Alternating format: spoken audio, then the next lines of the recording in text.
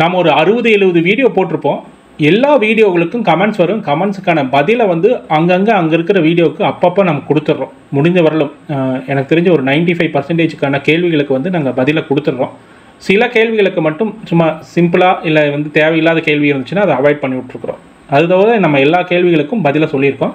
அப்படி பார்த்தீங்க அப்படின்னா இந்த கூட்டுப்பட்டா டு தனிப்பட்டா பண்ணுறதை பற்றி நிறைய வீடியோ போட்டிருந்தோம். ஒரு 2 வீடியோ 3 வீடியோ போட்டிருந்தோம். எப்படி ஆன்லைன்லேயே அதை பண்ணலாம், கூட்டுப்பட்டா டு தனிப்பட்டா பண்ணுறீங்கன்னா என்னென்ன பிரச்சனை வரும், என்னென்ன டாக்குமெண்ட் வேணும் அப்படிங்கிற ஃபுல் டீட்டெயில் சொல்லி பண்ணியிருந்தோம்.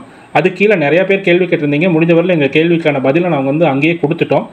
ஒரு சில கேள்விகளுக்கு வந்து விரிவான வீடியோ பண்ணுற மாதிரி வந்துருக்கு. ஸோ அப்படிப்பட்ட ஒரு கேள்வி தான் இன்றைக்கி எடுத்து பண்ணுறோம். அதில் பார்த்தீங்க அப்படின்னா அந்த கேள்வியை படிச்சிடுறேன். ஆனால் என் ஹஸ்பண்ட் அப்பா, பெரியப்பா, சித்தப்பா நேமில் எங்கள் அக்ரிலேண்ட் எல்லாமே கூட்டுப்பட்டால இருக்குது. என் ஹஸ்பண்ட் அப்பா அண்ட் பெரியப்பா டெத் ஆகிட்டாங்க. இப்போது என் ஹஸ்பண்ட் அண்ட் அவங்க அண்ணா நேமில் கூட்டுப்பட்டால இருந்து தனிப்பட்டாவாக சேஞ்ச் பண்ணுற ப்ராசஸ் சொல்லுங்கள். ஹஸ்பண்ட்ஸ் பெரியப்பா அண்ட் சித்தப்பா சைன் பண்ண மாட்டாங்க. அவங்க சைன் இல்லாமல் சேஞ்ச் பண்ண முடியுமா? ஸோ இதான் கொஷின். ஸோ இந்த கொஷினில் பார்த்தீங்க அப்படின்னா நிறையா டீட்டெயில்ஸ் ஆர் இன்ஃபர்மேஷன் வந்து மிஸ் ஆகுது. ஸோ நிறைய இன்ஃபர்மேஷன் வந்து நம்மளுக்கு தெரிஞ்சால் தான் அவங்களுக்கான பதிலாக சொல்ல முடியும். ஸோ இதில் 2 ப்ராபபிலிட்டி இருக்குது. என்ன அப்படின்னா 3 பேர் இருக்கிறாங்களா, அப்பா, சித்தப்பா, பெரியப்பா இருக்காங்களா. இந்த 3 பேரும் வந்து சொத்து வச்சுருக்காங்க. இந்த சொத்து வந்து பார்ட்டிஷன் பண்ணிட்டாங்களா இல்லையா அப்படிங்கிற இன்ஃபர்மேஷன் வரல. ஸோ ஒருவேளை பார்ட்டிஷன் பண்ணியிருந்தாங்கன்னா நீங்கள் என்ன பண்ணணும் அப்படிங்கிற ப்ராசஸ் நான் சொல்கிறேன். ஒருவேளை பார்ட்டிஷன் பண்ணலை அப்படின்னா நீங்கள் என்ன பண்ணணும் அப்படிங்கிற ப்ராசஸ் சொல்கிறேன். ஸோ சிம்பிளாக சொல்கிறேன் பாருங்கள். ப்ராசஸ் வந்து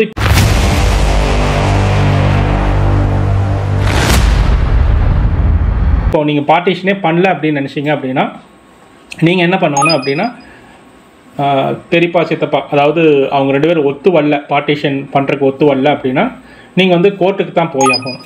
ஸோ கோர்ட்டுக்கு போனீங்க அப்படின்னா பார்ட்டிஷன் ஷூட் அப்படின்னு ஒன்று இருக்குது. ஸோ பார்ட்டிஷன் ஷூட் அப்ளை பண்ணிங்க அப்படின்னா அதுக்கான ஃபீஸ் இருக்குது. அந்த ஃபீஸை கட்டிட்டீங்க அப்படின்னா கோர்ட்டே வந்து நீங்கள் வந்து ரெக்வஸ்ட் பண்ணணும். அதாவது எங்களுக்கு வந்து அட்வொகேட் கமிஷனர் வந்து அப்பாயின்மெண்ட் பண்ணுங்கள் அப்படிங்கிற ஒரு ரெக்வஸ்ட் கொடுத்தீங்க அப்படின்னா கோர்ட் வந்து அட்வொகேட் கமிஷனர் அப்பாயின்ட் பண்ணுவாங்க. அந்த அட்வொகேட் கமிஷனர் வந்து சர்வேயர் வந்து இன்வால்வ் பண்ணுவார். அந்த சர்வேயர் தான் வந்து உங்கள் லேண்டை சர்வே பண்ணுவார். ஸோ எக்ஸாம்பிள் நீங்கள் 3 பேர் இருக்கிறீங்க அப்படின்னா ஒரு 5 ஏக்கரா இருக்குது அப்படின்னா அந்த 5 ஏக்கரா வந்து ஃபுல்லாக வந்து அந்த சர்வேயரை அளந்து 3 பேர்த்துக்கும் ஈக்குவலாக என்னென்ன ஃபீஸிபிலிட்டி இருக்குது அப்படின்னு ஸ்டடி பண்ணி அவர் ஒரு மேப் போட்டு கோர்ட்டில் சப்மிட் பண்ணுவார். கோர்ட் அதுக்கு தகுந்த மாதிரி தீர்ப்பை கொடுப்பாங்க. சர்வேயர் கொடுத்த இன்ஃபர்மேஷனும் அட்வொகேட் கமிஷனர் கொடுத்த இன்ஃபர்மேஷனையும் வச்சு கோர்ட் வந்து உங்களுக்கு இவங்க சொத்து அப்படிங்கிற ஒரு தீர்ப்பு கொடுப்பாங்க. அந்த தீர்ப்பை எடுத்துகிட்டு போய் நீங்கள் ரெஜிஸ்டர் ஆஃபீஸில் ரெஜிஸ்டர் பண்ணிட்டீங்க அப்படின்னா அந்த ரெஜிஸ்டர் டாக்குமெண்ட்டை வச்சு நீங்கள் வந்து பட்டா மாறுதல் பண்ணிக்கலாம். ஸோ இது வந்து ஃபஸ்ட்டு கேஸ். அதாவது நீங்கள் வந்து பார்ட்டிஷன் பண்ணாமல் எல்லாமே ஒரே கூட்டுப்பட்டால இருந்துச்சுன்னா. இந்த ஃபஸ்ட்டு கேஸ் உங்களுக்கு புரிஞ்சிருக்குன்னு நினைக்கிறேன். அதாவது வந்து சொத்து அப்படியே இருக்குது, பாகப்பிரிவினை பண்ணலை, பார்ட்டிஷன் பண்ணலை. இந்த சொத்தை வந்து உங்கள் பெரியப்பா சித்தப்பா வந்து பிரிக்கிறதுக்கு முன் வரல அப்படின்னா நீங்கள் வந்து கோர்ட்டுக்கு போயிடலாம். கோர்ட்டுக்கு போய் அட்வொகேட் கமிஷனர் மூலம் சர்வேயர் வந்து அளந்து அட்வொகேட் கமிஷனர் வந்து ஒரு ஒப்பீனியன் கொடுப்பார். இந்த சொத்து இவங்களுக்கு போகலாம், இப்படி பிரிக்கலாம் அப்படின்னு ஒப்பீனியன் கொடுப்பாரு. அதை வச்சு கோர்ட் வந்து தீர்ப்பு கொடுப்பாங்க. அந்த தீர்ப்பு எடுத்துகிட்டு வந்து நீங்கள் ரெஜிஸ்டர் பண்ணலாம். அந்த ரெஜிஸ்டர் பண்ணதுக்கப்புறம் அந்த டாக்குமெண்ட்டை யூஸ் பண்ணி நீங்கள் பட்டா மாறுதல் பண்ணலாம். இதுதான் வந்து சிம்பிள் ப்ராசஸ். நீங்கள் வந்து முதலே பாகப்பிரிவினை ஆகலை அப்படின்னா.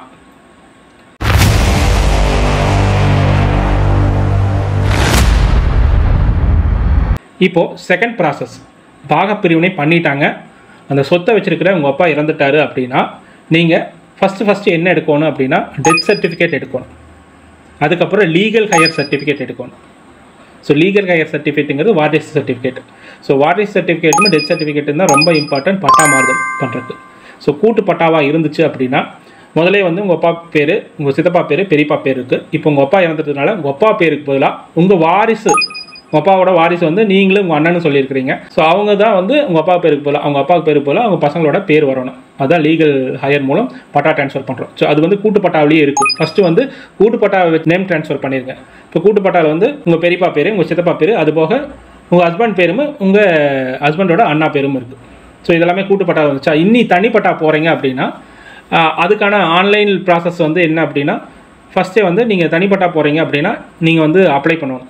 இது மாதிரி இந்த டாக்குமெண்ட் இருக்குது, இந்த யார் அப்ளை பண்ணுறீங்க, அதே மாதிரி டெத் சர்டிஃபிகேட், வாரிசு சர்டிஃபிகேட் வச்சுட்டு எங்களுக்கு வந்து கூட்டுப்பட்டாவில் வந்து தனிப்பட்டாவுக்கு இருக்குது வித் சப்டிவிஷன் அப்படிங்கிற ஆப்ஷனை யூஸ் பண்ணி நீங்கள் அப்ளை பண்ணணும். அதுக்கான தனி வீடியோ வந்து இது கூட லிங்க் பண்ணுறேன், பார்த்துக்குங்க. ஸோ இந்த ப்ராசஸ்க்கு வந்து நீங்கள் எத்தனை செக்ஷன் இருக்குது, இப்போ 4 செக்ஷன் இருக்குது அப்படின்னா 4 × 400 1600 ஃபீஸ் கட்டணும். ப்ளஸ் வந்து ப்ராசஸிங் ஃபீஸாக ஒரு 60 ரூபா கட்டணும். சர்வேருக்கு நீங்கள் தனியாக ஃபீஸ் கட்ட வேண்டியதில்லை. ஸோ ஜென்ரலாக என்ன நடக்குது அப்படின்னா, அந்த சர்வேயர் வர்றதுக்கு தான் டைம் எடுத்துக்குவார். அந்த சர்வேயர் வந்து அளந்து கொடுத்துட்டா ப்ராசஸ் முடிஞ்சுது. கூட்டுப்பட்டாலேருந்து தனிப்பட்ட ஆயிரு. எல்லா இடத்துலையுமே இந்த சர்வேயர் வந்து வரவே மாட்டார். அவர் லஞ்சத்தை எதிர்பார்க்குறாரா, இல்லை வந்து அவருக்கு வேலை பளு அதிகமாக இருக்கா அப்படிங்கிறது வந்து கவர்மெண்ட் தான் சொல்லணும் நம்மளுக்கு. ஸோ எந்த ஒரு சர்வேயருமே வரதில்லை அப்படிங்கிற கம்ப்ளைண்ட்ஸ் தான் நம்ம வீடியோலையும் வருது. நானும் வந்து ப்ராக்டிக்கலாக வந்து பார்த்துருக்குறேன். சர்வேயர் வந்து நிலத்தை அளந்து கொடுக்கறதுக்கு வந்து ரொம்ப டைம் எடுத்துக்கிறாங்க. அப்படியே வந்தாலும் லஞ்சத்தை எதிர்பார்க்குறாங்க அப்படிங்கிறதா உண்மையில் இங்கே ப்ராக்டிக்கலாக நடக்கிறது. ஸோ இது எல்லா மக்களும் ஒத்துக்குவாங்க. நீங்கள் ப்ராக்டிக்கலாக ஃபேஸும் பண்ணியிருப்பீங்க. ஸோ இப்படி தான் நீங்கள் வந்து இந்த கேள்விக்கான பதிலை வந்து சொல்லும்போது உங்களுக்கு நிறையா புரிஞ்சிருக்கும். அதாவது எப்படி வந்து நீங்கள் வந்து ஒரு கூட்டுப்பட்டாலேருந்து தனிப்பட்டாவாக மாற்றலாம், பார்ட்டிஷன் பண்ணாத இடத்த வந்து எப்படி வந்து நீங்கள் பார்ட்டிஷன் பண்ணி பாகப்பிரிவினை பண்ணி எப்படி கூட்டுப்பட்டாலேருந்து தனிப்பட்டாவாக மாற்றலாம் அப்படிங்கிற ஃபுல் டீட்டெயில்ஸை புரிஞ்சிருப்பீங்கன்னு நினைக்கிறேன்.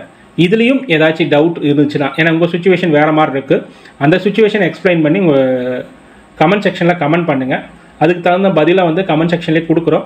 அப்படி இல்லைன்னா இதே மாதிரி ஒரு வீடியோ க்ரியேட் பண்ணியும் போடுறோம். ஹோப் நம்ம வீடியோ பிடிச்சிருக்கும்னு நினைக்கிறேன். பிடிச்சிருந்தால் லைக் பண்ணிக்கோங்க. இந்த இன்ஃபர்மேஷனை உங்கள் ஃப்ரெண்ட்ஸ் அண்ட் ரிலேட்டிவ்க்கு ஷேர் பண்ணுங்கள்.